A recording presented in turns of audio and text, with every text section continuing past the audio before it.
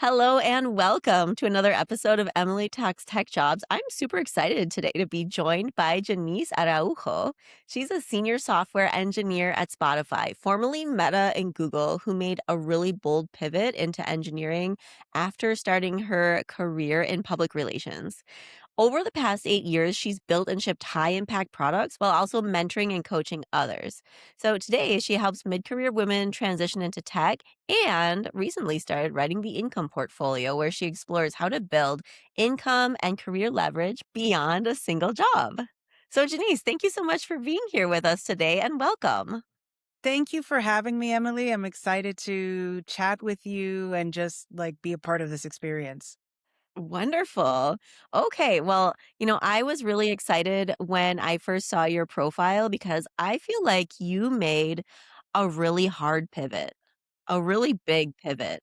So I would love for you to tell us a little bit in your own words about that pivot that you made, starting out in PR and ending up where you are today in engineering. Absolutely. So I was very fortunate. My first job straight out of college was in PR at Google, right? Moved from Florida to San Francisco in the Silicon Valley life. And on paper, it should have been an awesome opportunity, like what kids dream of. But it's actually like to date my worst job ever, you know? Yes. Okay. Say more. Because I will absolutely say more. It ended up being culturally not very aligned with me. The team was very cutthroat, the best way I can explain it is many of my coworkers before they joined the communications team at Google, they had worked in politics. So Oh. if you can imagine how politics is and how people are very strategizing, manipulative, you know what I mean? Like that was Mm, the environment that I stepped into as like a 21-year-old new grad hire. And I could not survive in that. I needed a culture a little bit more supportive, more collaborative, more willing to mentor me, mhm. and it was a very sink or swim kind of place. And so even though I was calling my mom at home and, lying to her, telling her everything is going great, the other side was like, in reality, this is going terrible. I was like crying in the bathroom. I was getting on pips. Like I was going through the whole process. Wow. And I just kind of had this realization after more than a year in that role when I was like, okay, clearly this is on track to getting fired at some point. Mhm. Well, I was like, I feel so disempowered. Like I feel I have no control over my fate. And no matter how hard I tried, I can't save this job, can't save this role. And I just really looked around. And in San Francisco, the people who had agency were software engineers.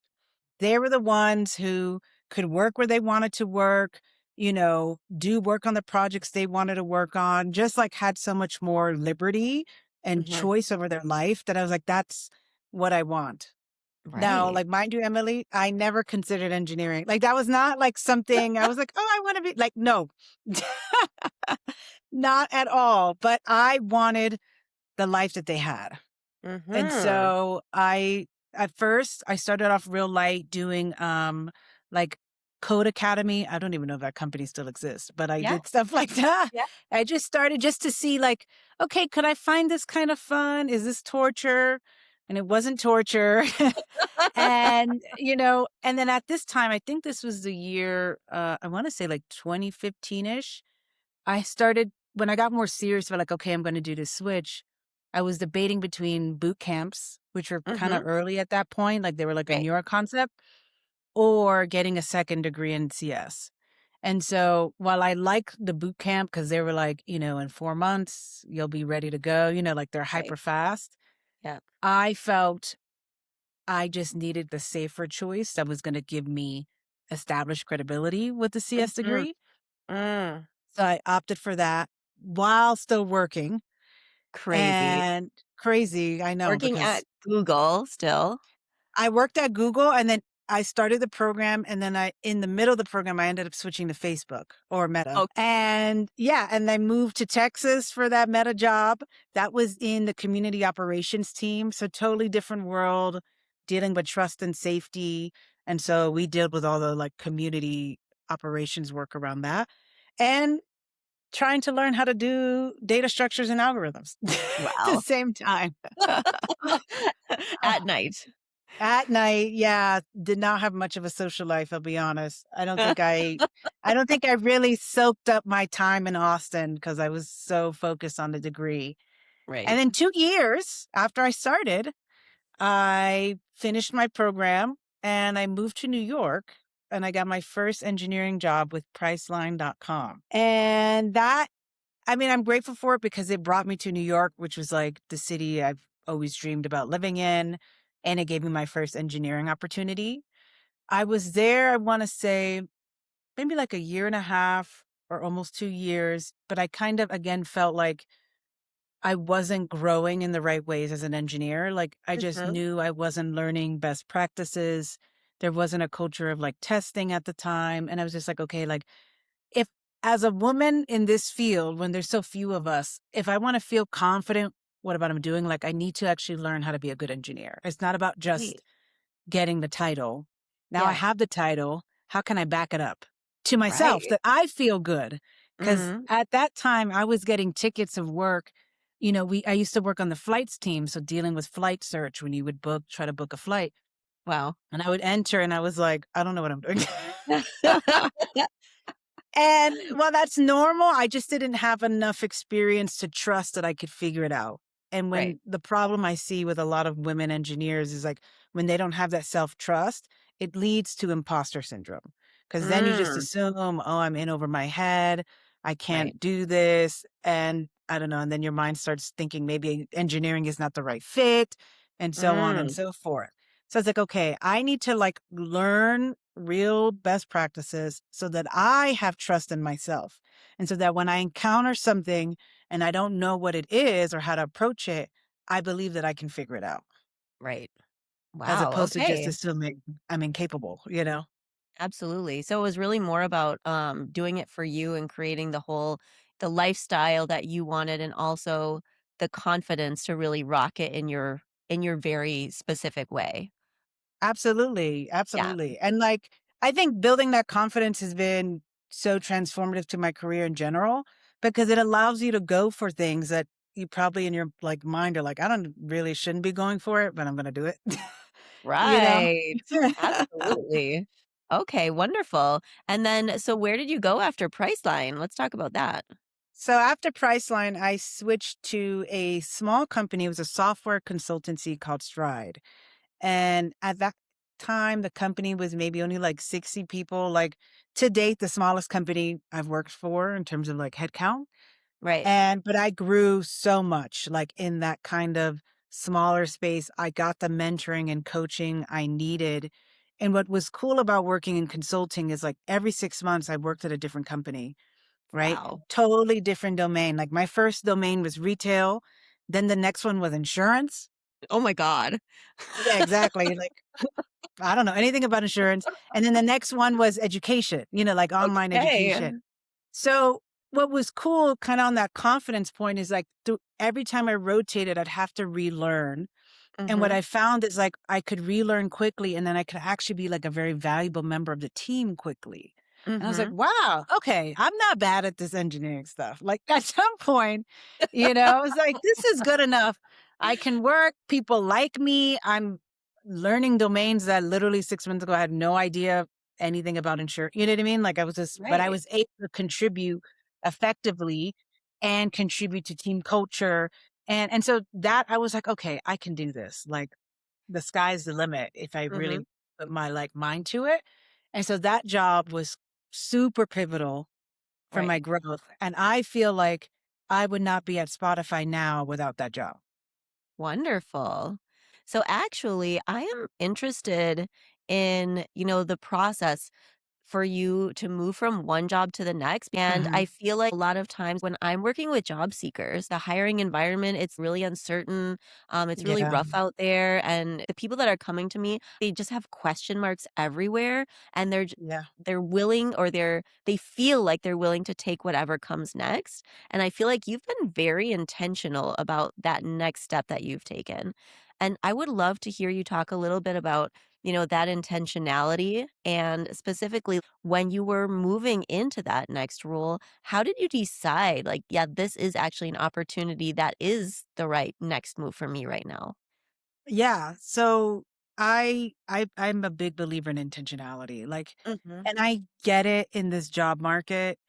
It's Yeah. obviously it is a very difficult, complex job market. But I think Mhm. because my first work experience was so went so poorly for me, I've always been like, it's never worth it. Like it's never worth just to take a job and Yeah. then have all this toxic mental health issue. You know what I mean? That come from Yeah. it.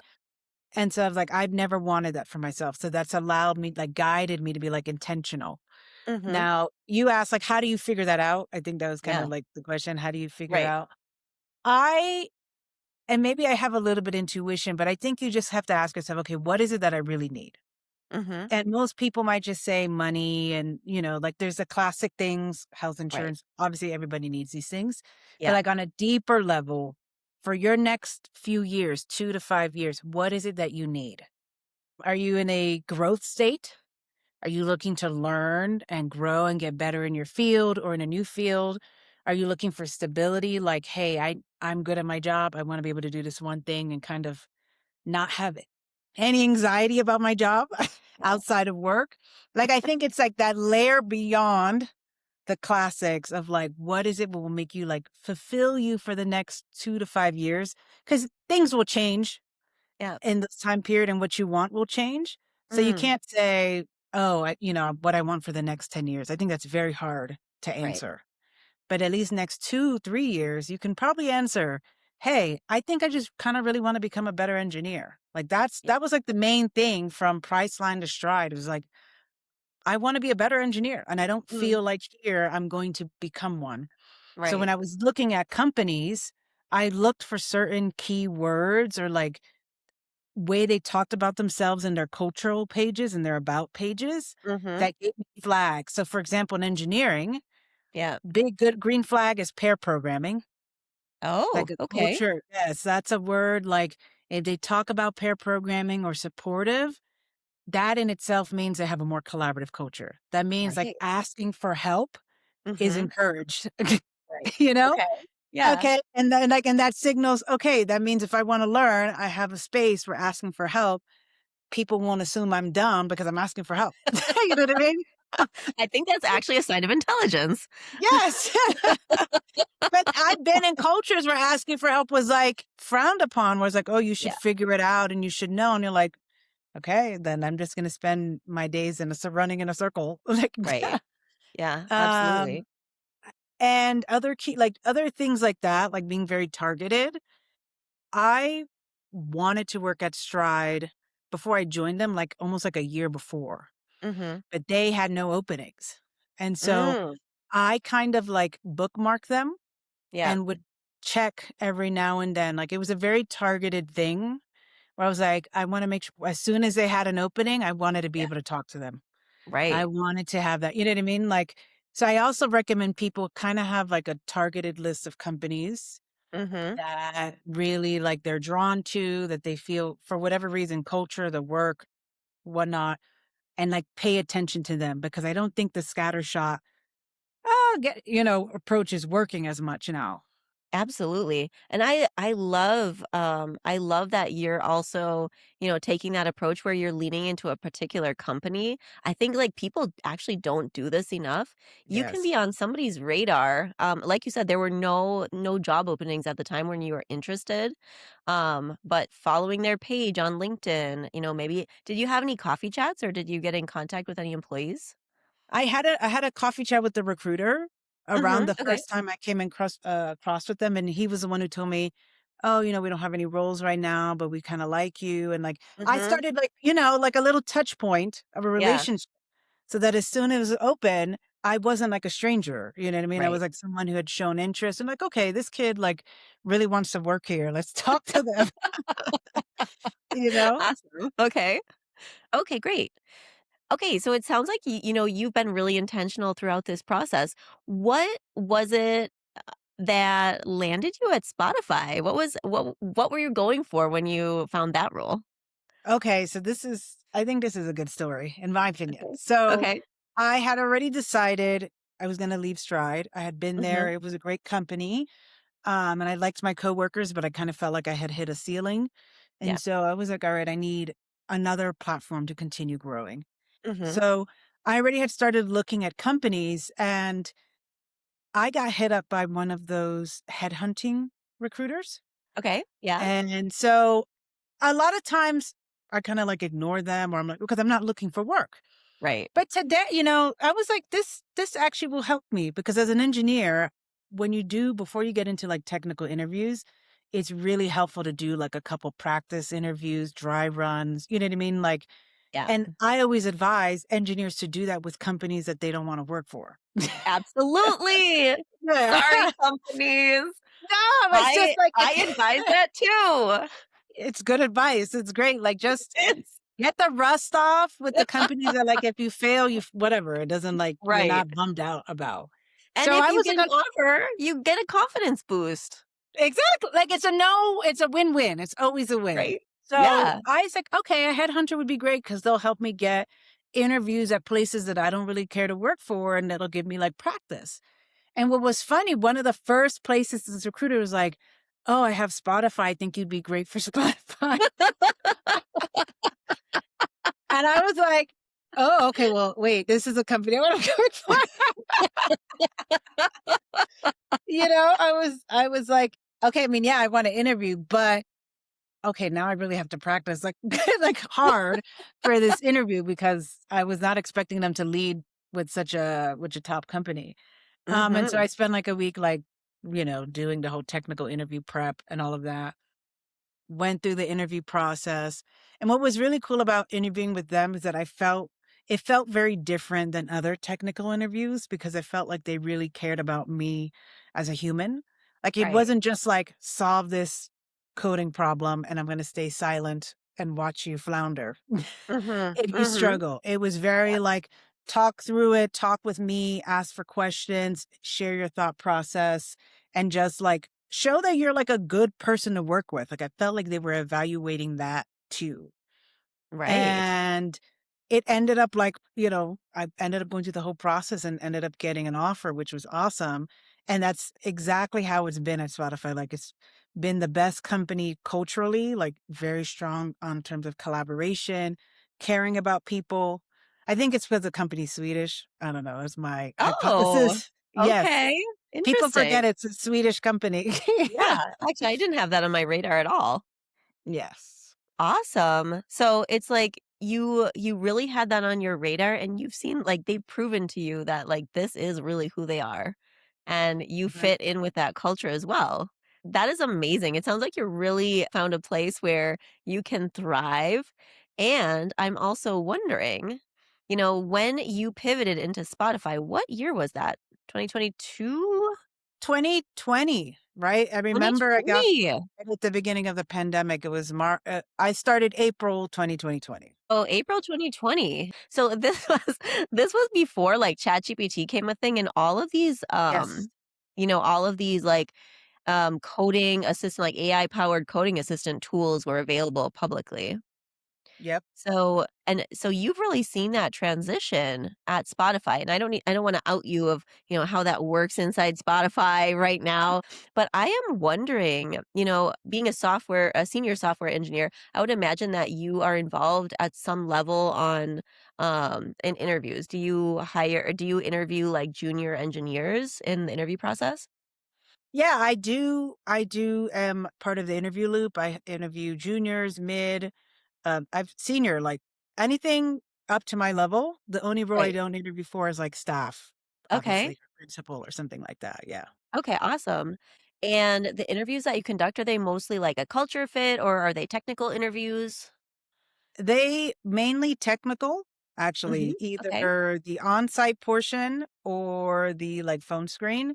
And they'll range from like coding to system design interviews as well that I've run before too. So although it's mainly more like technical, like the technical portion. Okay. Interesting. And then I am wondering because you've been at Spotify through this transition where we suddenly have like these let's say, vibe coding or coding assistance tools out there that we can use now. Have you seen a difference in the approach that candidates are taking Mhm. towards solving problems in those interviews? Honestly, I have not yet. So Okay. I will flag. So, for example, in Spotify, in our technical interviews, Mhm. especially when you make it to the onsite, we're pretty flex. Like we've always been like okay with people searching things on Google or Okay. whatever. We've always Okay. been even before like Chat GPT. It's always been like if you need to look something up or relook an API, like that's totally fine. Mhm. So from that perspective, candidates have always been doing things like that, and so I haven't noticed a big shift. Um, and so far I haven't. Okay, maybe my like vibe coding detecting skills are bad, but I haven't noticed anybody like Right. oh, like putting it somewhere else and then pasting it. I don't know. Oh, okay. It ha Oh, it interesting. has no, I haven't seen that. I haven't seen Okay. that. So it's like it hasn't come up so much. And I think I don't know how much I can say about what Spotify is doing, but I know that they're trying to figure out ways how we can be fair about it. Like the Mhm. discussion is obviously as an engineer going forward, like you will be using these tools. So Right. it doesn't make sense to not allow candidates to use it. But Mhm. what's like the fine line Right. of them actually, being able to evaluate their critical thinking and abilities as opposed to just straight up, you know, Vibe coding it. totally. Yeah, exactly. So that's where I've seen the discussion go is like, yes, we should be like, we're not going to be resistance to it. It's just Mhm. finding the right nuance in terms of evaluating a candidate. Okay, interesting. And how would you feel if you did see a candidate come in and straight grab something from, let's say, another window that they had open? Like, how do you feel like you personally would react to that? Oh, I would think that if they did not explain to me their Mhm. thought process, Right. then I would look at it unfavorably. Because if Right. you're going to tell me, hey, like if you actually share, this is how I'm going to approach this, I'm going to go on chat, I'm going to write this prompt like this, I'm going to work. Like if you show me how you think, Yeah. then I might be like, oh, okay, like I can evaluate your critical thinking still, right? Like I can Right. see how you break down a problem. But if you Mhm. just do it and then paste it, I Yeah. have no idea what you like. I have no idea how you thought about it. I just know that you kind of like stole an answer. And Right. so I mean, I can't give you credit for just it would be hard for me to give you credit, you know? Right. It'd be like generating question marks, I think. In your mind. Exactly. I always say, like, as a recruiter, like, when I am looking at somebody's profile, I wanna see periods and exclamation marks. I don't wanna see question marks because question marks make me move on to the next. If that's something that we need to clarify, I mean, obviously, like, you're speaking from your perspective of already being in the interview scenario, and I'm, like, evaluating resumes for the most part, and at that point, like, if it's a question mark for me, next, because I I've got periods and exclamation points in the pipeline. no, I totally agree with that, and I think that's actually a really great metaphor Mhm. to share with people. It's like you wanna make yourself you really ideally wanna make yourself an exclamation mark. That's Right. really more than a period. But exactly, if Exactly. there's any question marks, like, recruiters, they don't have time now. There's so many candidates, like you said, like, there's no reason to unfortunately, there's no reason for them to, like, stick with someone with question marks. Right, absolutely. Alright, on to the next, especially in this hiring environment right now. Yes, it's tough. Okay, great. So I would like to talk a little bit more, like going back to your pivot. You Okay. touched on the topic of like imposter syndrome, and also, in your field, I don't know what percentage it is of engineers who are female, but it is down there. It's not a ton Very of low. very, very low. So I'm wondering about your transition and like what was like the hardest part of this transition for you? Ooh, the hardest? Mhm. Yeah.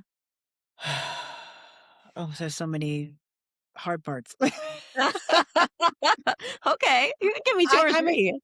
I would say one that stands out is getting the first engineering job.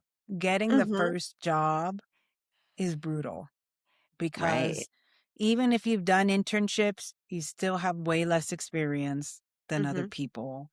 And the coding, the technical interview is so foreign to you because most college programs don't really emphasize that. My program Yeah. didn't. And Mhm. so you're really on your own figuring out how to navigate that.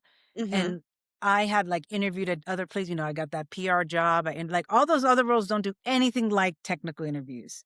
Right. It's kind of like the equivalent of like the case style interviews for like consulting firms. Like it's its own beast and you have Yes. to learn it.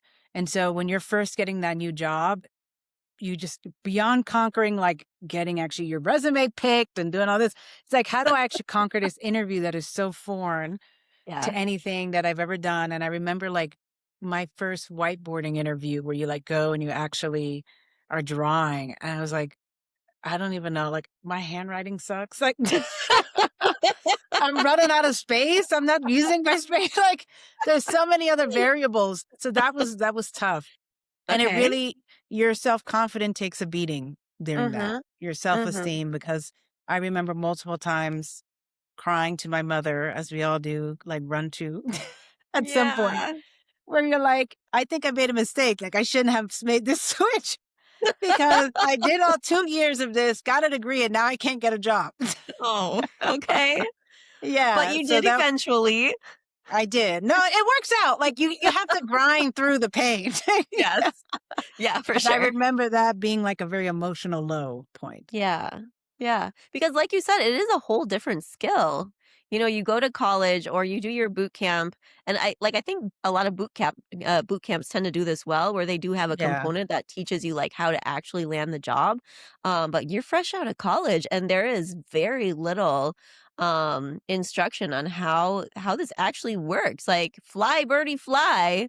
Yeah. Um, and of course, it works. Eventually you're gonna get a job, but, like, in those first interviews, man, I think the tanking rate is pretty high. But, Yeah. what I always tell people is, like, practice makes better, and thank God you got that first no, because the next time you're gonna go into the next interview and you're gonna do 5% better, 10% better, until you're, like, Yes. 50% better, and even that might be enough to help you land the job. You're 100% right. Like, it's a matter of getting reps. You also Yeah, start, in a way, caring less. Like, you're just like, "Okay, like, I'm gonna do my best, and if that's good enough for them, cool, and if it's not too." Like, you know? right. Because you Yeah, start feeling like, "I can do this. I've done this before. I know what I'm doing, but, if it's not good enough, oh, well, like, I don't know. yeah. I'll find something." Or if it's just not a fit. Like Yes. again, I really like, how you've kind of powered through your career up until now being so intentional and really looking for that fit. Even back to this question about fit, like what are some important questions that you like would ask in the interview process to determine like Mm. not only, if I'm getting no's, like good, because that means it's not a fit, right? So Yeah. from your side, like how are you interviewing them? That's a great question. I first of all, like I said, I like to do the research up front Right. Yeah, because I like to absolutely. Everyone who's listening, do your research. yes, up front is always better, but I let me think, like, what I would ask for. I would ask, you know, questions like, when a team member doesn't know what to do or for a project, like, how are they expected to figure it out? Mhm. Mhm. What is your expectation of them? Is it to like, well, I expect them, and I'd hear companies say, well, I think they should spend the next few days, researching and do it on themselves, like kind of implying, hey, like they should just kind of be on their own and have that initiative. And that Yeah. to me was like a big X. Like, no, I Uh-huh. don't, Red flag. like, isn't it faster to ask the senior member of the team? Like Uh-huh. for a little bit of guidance. Doesn't everybody she learns, we solve the problem faster, we can move on to the next feature. You know what I mean? Right. Like, so I always ask questions about, I would have like a theme like collaboration, and then I would ask a Mhm. question about like, how does that look in a day to day? Right. So tell me, like, on a very granular level, what do you expect of them to do? Mhm. When you are coming up with feature work, what does that actually look like? Is that product managers huddled up and then they come and present? Is it, Mhm. do you want input? Like, I've always kind of focused, drill in like on the day to day questions. Like, don't do Mhm. high level. You can have a Yeah. high level theme, but Right. then you ask a question that's very granular because you want to know how they think, how they Yeah. evaluate people, and like what environment they kind of create. Because some cultures like the lone wolf or they like the hustle Mhm. culture, or they Yeah. admire that. And like, that's fine. Like, it doesn't work for me, but it could work Mhm. for other people. And it's Yeah. just not a right fit. Okay, awesome. Great. And I think your approach to, interviewing them is also similar to like what I like to call the gold standard for them interviewing you nowadays, because it's very much Mhm. like in these behavioral interviews, it's like, tell me about a time when you did X, Y, and Z. So Yeah, I feel like you're taking that same approach and really getting to the bottom of like what's important for you. absolutely. Okay, great. Is there any advice that you would give to like women in the tech space right now, or anybody who's in the tech space right now? Just like some things that you can do to move your career along. Okay. It kind of relates a little bit to my hot take. Okay, awesome. All right. Well, Janice Araujo, what is your hot take? My hot take is get offline and go in person, please. I think going into 2026, 2027, in real life events are going to be peak networking, peak value, receiving, adding, connection building is all about experiences and experiencing things with other people. So while Mm-hmm. I love LinkedIn and I love, membership groups, I think I really encourage, especially women in tech, to go to in person events, meet people in real life, make yourself a real human to them, and that will Right. pay itself off tenfold. That's Amazing. my hot take. Awesome. I love that as a hot take. And there are so many tools out there. There are bots who will claim that they'll like literally get it done for you, but there is nothing like meeting a person face to face and making that human Absolutely. connection. So what are some ways that you've made that work for you? So I will plug this company. I have no affiliation, but Luma, the tech Okay. space has totally taken over Luma. So a lot of tech events are there. So if you're like, oh, Mhm. I don't know any, start on Luma and search by Okay. your city. And you'll usually find something going on, at least in the major cities, Miami, New York, like big hubs. Okay. And then what I really like about it now is that we're in this cool space where networking is taking on a different look. So there's a group called Tech Walks. Mhm. They started in New York City. I don't know if you've heard of them, Emily, but started in NYC, but now they've spread to many cities across the US. And it's literally people in the morning getting up together to go for a walk. But Wow. it's all people in tech. And it's such a natural way, right? Like, you don't have that networking ickiness feeling of like, "Oh, I'm Okay. plugging myself," like, you're just walking through Central Park or some Mhm. park, and you're meeting other people. You're meeting other people, engineers, product managers, whatnot, and you get to talk while also doing a little bit of activity, Yeah. and it's a really nice way. I think it's a great way to connect with people. I one of my coaching clients, I recommended she go to one from Philly and she said she loved it. Like, it's really a fantastic way. So get out there, meet people, and you'll never know who you meet. Amazing. Okay, wonderful. So you alluded a little bit to your coaching. Tell us what's going on there. I do have like a coaching program where I'm working with women to help them break into tech, get their first technical roles, not limited only to engineers. But I'm actually pivoting away from that now. Okay. And I'm pivoting away from that because, and it was funny, my client even recommended this. Like, it is obviously coaching is a time commitment, and I Right. still have my job at Spotify. Yes. I have not left or anything. So it was becoming like I was limited to how many people I could help. And so now I'm pivoting to doing more like digital products. Mhm. And then I have my newsletter now where I'm talking about like how do you start using your history and your experience to build multiple income streams for yourself? Like Mhm. everything you've learned, even your story, how do you build that onto an income stream that ideally it doesn't have to make you filthy rich.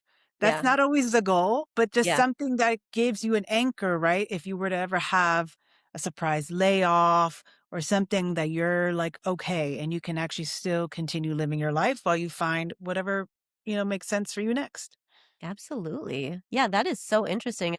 I I'm really appreciate that. excited for you, and I can't wait to see, what you help make happen because of that.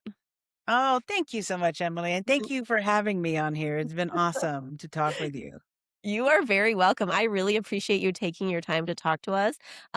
Is there anywhere that people can follow you? How can they get to your newsletter?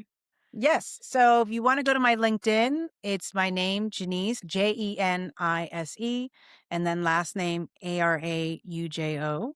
Or you can go to incomeportfolio.beehive.com. That's it. Awesome. Wonderful. And I will link both of those below so that you can find Janice easily. And this has been wonderful. And I really thank you again. And I look forward to future conversations. Thank you so much, Emily. You're very welcome. Talk again soon. Bye. Bye.